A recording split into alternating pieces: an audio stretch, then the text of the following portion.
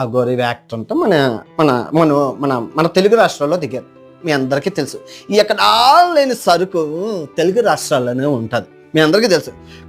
ఒక కుమారాంటి కానీ, ఒక కుర్చీ తాత కానీ, ఒక పచ్చళ్ళ కానీ, అవి చూసుకుంటే ఆ గౌరీ కానీ, అసలు మొనాలిసా కానీ, అసలు ఎక్కడా లేని సరుకు మన తెలుగు రాష్ట్రాల్లోనే ఉంటుంది. దానికి గల కారణం ప్రపంచంలో ఏ దేశంలోని లేని 1000కి పైగా మీడియా ఛానళ్ళు మన తెలుగు రాష్ట్రాల్లోనే ఉంది. అంత స్టఫ్ ఉంటుంది మన తెలుగు రాష్ట్రాల్లో.